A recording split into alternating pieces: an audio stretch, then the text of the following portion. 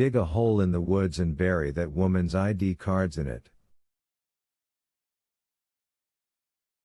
Once I do that, are we? She reached out and put her hand to his mouth.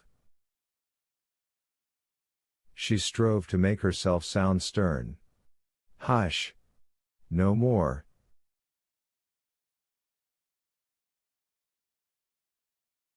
Okay. Thank you, Darcy. So much. I don't know what you're thanking me for. And then, although the thought of him lying next to her filled her with revulsion and dismay, she forced herself to say the rest.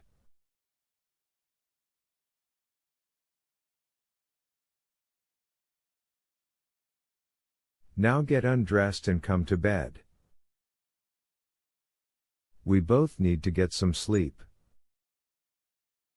10. He was under almost as soon as his head hit the pillow, but long after he'd commenced his small, polite snores, Darcy lay awake, thinking that if she allowed herself to drift off, she would awake with his hands around her throat.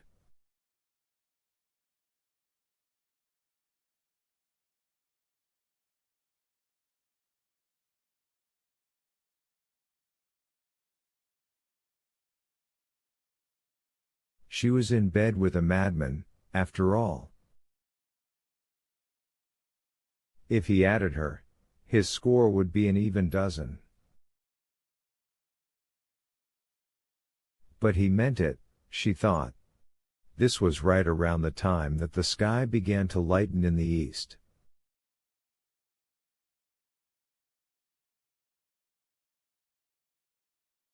He said he loves me, and he meant it.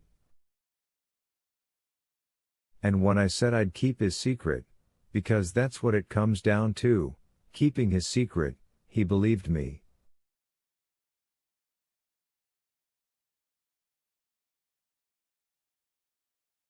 Why wouldn't he? I almost convinced myself. Wasn't it possible he could carry through on his promise? Not all drug addicts failed at getting clean, after all. And while she could never keep his secret for herself, wasn't it possible she could for the kids?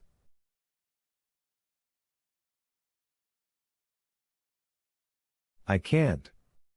I won't. But what choice? What goddamn choice? It was while pondering this question that her tired, confused mind finally gave up and slipped away.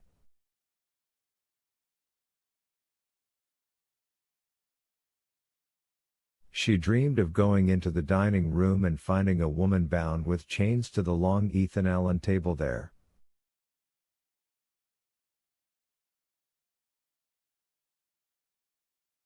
The woman was naked except for a black leather hood that covered the top half of her face.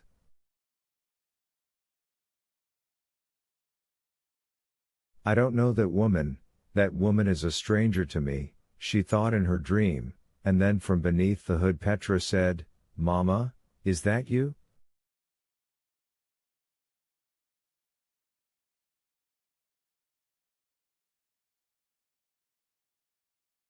Darcy tried to scream, but sometimes in nightmares, you can't. 11. When she finally struggled awake, headachy, miserable, feeling hungover, the other half of the bed was empty.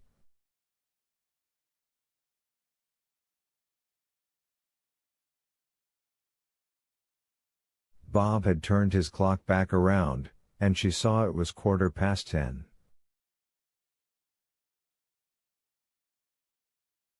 It was the latest she'd slept in years, but of course she hadn't dropped off until first light, and such sleep as she'd gotten was populated with horrors.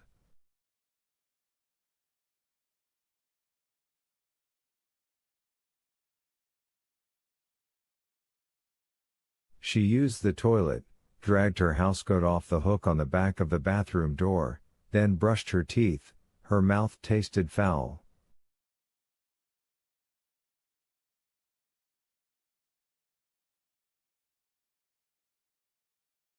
Like the bottom of a birdcage, Bob would say on the rare mornings after he'd taken an extra glass of wine with dinner or a second bottle of beer during a baseball game.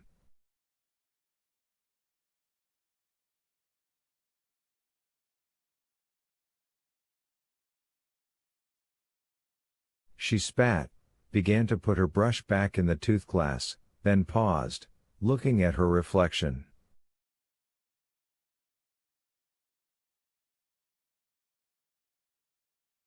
This morning she saw a woman who looked old instead of middle-aged, pale skin, deep lines bracketing the mouth, purple bruises under the eyes, the crazed bedhead you only got from tossing and turning.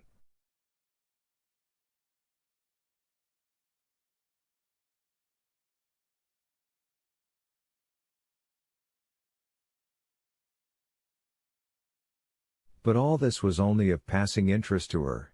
How she looked was the last thing on her mind.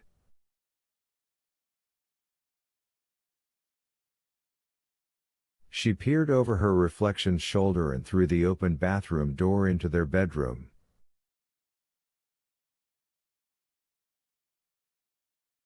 Except it wasn't theirs, it was the darker bedroom. She could see his slippers, only they weren't his. They were obviously too big to be Bob's, almost a giant slippers. They belonged to the darker husband. And the double bed with the wrinkled sheets and unanchored blankets? That was the darker bed. She shifted her gaze back to the wild-haired woman with the bloodshot, frightened eyes, the darker wife, in all her rattled glory.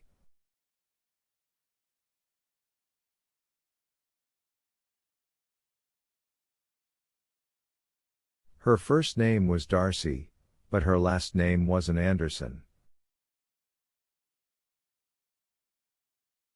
The darker wife was Mrs. Brian Delahanty. Darcy leaned forward until her nose was touching the glass.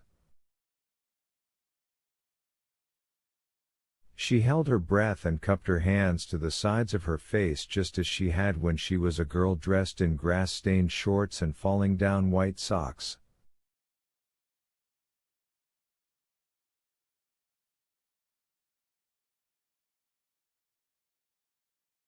She looked until she couldn't hold her breath any longer, then exhaled in a huff that fogged the mirror.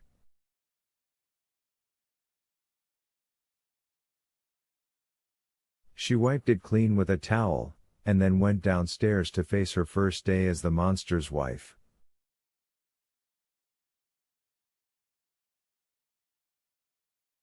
He had left a note for her under the sugar bowl. Darce. I will take care of those documents, as you asked.